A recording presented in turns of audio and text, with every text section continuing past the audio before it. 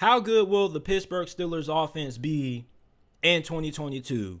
Last year, Matt Canada's first season calling plays at OC in replace of Randy Fichtner wasn't really all that impressed. This offense ranked 21st in points per game, 23rd in yards per game. They were 17th in third down conversion percentage, and they were one of the worst teams in the league when it came to yards per play, averaging an abysmal 4.8, which ranked them 28th in the league.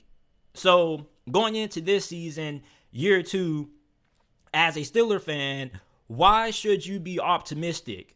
Well, finally, he's going to be able to run the offense that he wants to, because last year with Big Ben at the helm at QB, he wasn't able to implement the kind of offense he wanted to implement because he had to build around Big Ben and where Big Ben was at that stage of his career. But normally, what Matt Canada likes to do on the offense side of the football, we already know he implements a lot of motion. We saw Chase Claypool come in a lot of times on jet sweeps and whatnot, and we're probably going to see a lot more of those jet sweeps this year. Then we're going to see more designed quarterback runs. Kenny Pickett, Mitchell Trubisky are both pretty mobile quarterbacks, even though Mitchell Trubisky, if he's the starter, he gives you an advantage in the run game department because he's more athletic than Kenny Pickett and he's a better runner than Kenny Pickett. Kenny Pickett, I called him Picker. He's more of a quarterback who is able to pick up a little bit of yardage when you need him to.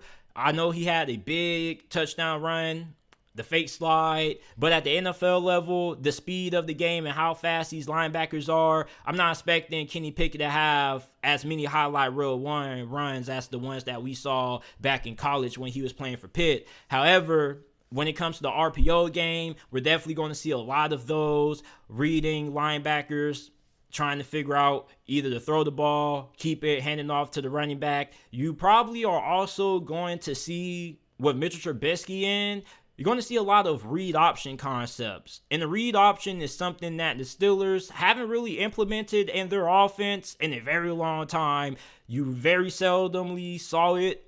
I think it could be a pretty big staple of this offense if Trubisky ends up being the starting quarterback. On top of that, is Pittsburgh going to be willing to take more chances down the field? Because I don't think Big Ben, his arm strength was the problem.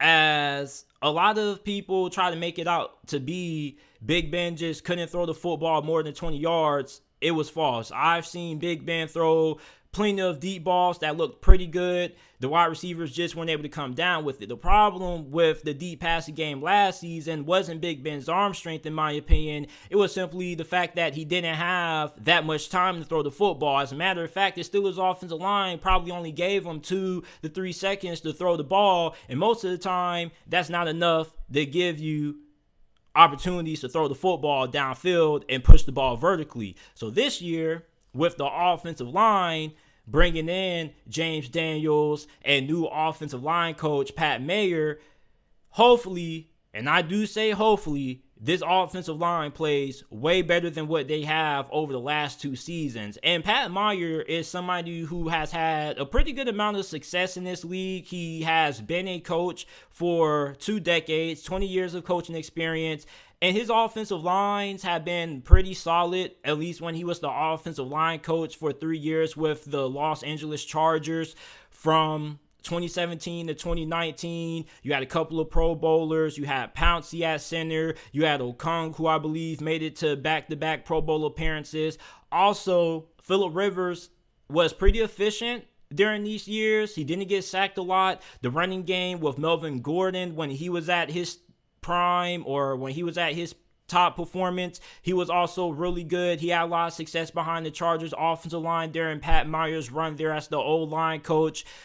Carolina didn't have as much success there compared to how much success he had with the Chargers, simply for the fact that over the last 2 years, the Panthers didn't have that much talent in that offensive line, and plus they battled injuries. But you did have Taylor Morton, who is probably one of the better off the tackles in this league. So that's one person who you, I guess, can attribute his development to Pat Meyer. And this offensive line is really young. Left tackle Dan Moore was the first offensive tackle in 60 years to start for Pittsburgh. He was a 4th-round pick in the 2021 NFL Draft. You have left guard Kevin Dotson, who some people may look at last year as a disappointment. You have Mason Cole, who is slated to be the starting center. At least that's what people expect. But maybe Kendrick Green ends up developing compared to where he was last year. He struggled as a rookie. But he is somebody who I think would be better suited at guard. And if James Daniels struggles, which I doubt will happen because he was the Chicago Bears' best offensive lineman, or Kevin Dotson struggles, then we're most likely going to see Kendrick Green inserted into one of those spots. But most likely, Kendrick Green is probably going to end up pushing Kevin Dotson for that starting left guard spot. We could see competition there. Then at right tackle, you have Chuck Okorafor, praying that right tackle ends up being his proper position for him. I just don't really know what you're going to get when it comes to the 2 offensive tackle spots, because Dan Moore, he was a rookie last year. Every rookie has their ups and downs when it comes to the offensive tackle spot. You remember Penei Sewell, he had a couple of games where he kind of struggled, but overall, for this offensive line, man, you just kind of have to trust in the process. You have to trust in Pat Meyer. But this offense, most definitely, regardless of the offensive line play, should definitely improve compared to where it was last season, because the wide receiver room is as talented as it has been in years. This is probably one of the most talented wide receiver groups that the Steelers have had in years. I mean, they're loaded. Deontay Johnson coming off his first Pro Bowl caliber season, 1,161 receiving yards, 8 touchdowns, 107 receptions. He was targeted 169 times. Chase Claypool was underutilized because Pittsburgh simply couldn't find ways to get him the ball downfield because the offensive line didn't give them time to attack the field vertically. You have George Pickens, rookie out of Georgia, who they drafted in the 2nd round, my favorite pick of the draft. I know you guys saw the video when he went viral with the mask and the way he was standing. I just had to meme it. Then you have Calvin Austin, rookie out of Memphis. He's probably going to be the slot receiver. He'll most likely be the receiver that's probably going to be coming around on the jet sweeps and coming around in motion. Then you have Miles Boykin, who formerly spent time with the Baltimore Ravens, more of a depth piece. And you have Anthony Miller, who has spent time with the Chicago Bears. Tight end Pat Freiermuth is expected to have a breakout season. He caught 60 receptions for 497 receiving yards and 7 touchdowns as a rookie. He had the 2nd best rookie season out of all tight ends last year behind Kyle Pitts. So this is a really talented skill position group that the Steelers possess. I'm really excited about these wide receivers. And you remember when the Steelers had Martavis Bryant? I think that George Pickens could be what Martavis Bryant was, but better, because Martavis Bryant couldn't stay on the field. He kind of dealt with off-the-field issues, but think about what he could have been. George Pickens is bigger, stronger, and faster, in my opinion, than Martavis Bryant. And if you put George Pickens in the slot, oh my goodness. I don't really think there's too many slot cornerbacks that are going to be able to slow down George Pickens.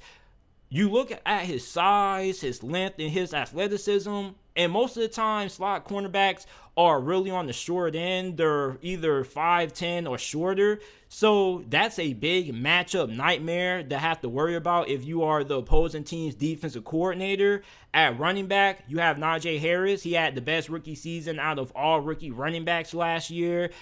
Don't see no reason why he shouldn't continue to pick up from where he left off last year. Not only was he really good on the ground for Pittsburgh despite the offensive line not being great, but he also carried the passing game for the Steelers at times. There were moments where Deontay Johnson and Najee Harris were the only 2 weapons that Pittsburgh had on offense. So overall, I'm not expecting this offense to go from where it was last season and automatically just become a top 10 unit.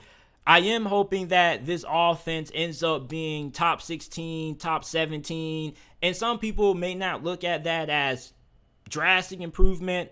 But I mean, improvement is improvement, because you look at where this offense was last season. Oh my goodness. It was just abysmal to watch. The best weapon that the Steelers had at times on offense that was putting points on the board wasn't Najee or Deontay Johnson. You know who it was? It was kicker Chris Boswell. Chris Boswell was one of the Steelers' best weapons on offense last year. It's crazy. Anytime your kicker can be considered to be one of your team's best weapons, that's a problem. So for Pittsburgh, I'm hoping that this offense becomes more efficient when it comes to switching things up. You have to be able to attack the defense vertically downfield. You simply cannot just build your offense around screens and quick slants. You have to keep the defense honest. And too many times last year, how many times did we see defenses not respecting Pittsburgh's ability to push the ball downfield? Too many times. And I don't think it was because they didn't think Big Ben had the arm. It was probably because they knew that he wasn't going to have the time to throw the ball downfield. So this offensive line, I think, is going to play a major role in determining just how good this Pittsburgh Steelers offense can be this year. Because if this is the same offensive line that we saw last year, then this offense isn't going to improve at all. As a matter of fact, it's a good potential that it could end up being worse. Then, is Matt Canada going to improve as a play caller? Because even if the offensive line improves, and even if the weapons around him are really good, the play calling was atrocious in certain games. I remember it was 4th and 1. I forgot what team it was. But instead of handing the football off to Nanjay Harris up the gut, they decide to call halfback toss. And guess what happened? He got swallowed up for no game, and it was turnover on downs. That made no sense. You know you don't have a good offensive line, so instead of just trying to run the football up the middle, you opt to call a halfback toss outside? Come on, man. There were just certain moments where you look at Matt Canada and you're just like, doggone it. I mean, do we have anybody else who can call the plays? I mean, we might as well have just let Big Ben be the offensive coordinator. He could have did a better job last season. So for Matt Canada, the jury's still out on Matt Canada. And LSU fans, I was talking to a couple of them. I asked them when we first hired Matt Canada and promoted him from QB coach to OC. I asked them, I said, is Matt Canada a good play caller? They said no. And I thought they were just hating on the dude. Well, it looks like they've proven themselves right at the moment. And maybe it's because Matt Canada didn't have the pieces in place. He wasn't able to run the offense that he wanted to because he had to do the best of his ability to build an offense around Big Ben. Hopefully, with Kenny Pickett and Trubisky at the helm, those being quarterbacks who fit his system pretty well, hopefully his play calling improves, and most likely the offense should improve if that happens. However, I'm not expecting a big overhaul when it comes to the offensive production this season. I'm not expecting the top 10 or top 5 offense. This isn't going to be the prime years when we had AB and Juju Smith-Schuster and Big Ben was in his prime with Le'Veon in the backfield. This isn't going to be that kind of year. Maybe next year with more improvement on the offensive line, but hopefully this is a offense that does take some small steps in the right direction. And small steps of improvement are better than no steps of improvement. It's all about getting better, baby. 1% every day. You got to wake up 1% better than what you were the day before. So you guys let me know how you guys feel the Pittsburgh Steelers offense will perform this year. Make sure that you guys like the video, subscribe to the channel for more NFL videos and college football videos. And I appreciate you guys for listening to this episode of the JT Sports Podcast. Remember that the JT Sports Podcast is available on all podcasting platforms: Apple Podcasts, Spotify Podcasts, Google Podcasts, wherever you get your podcasts from. The JT Sports Podcast is available. I will see you guys with another episode shortly.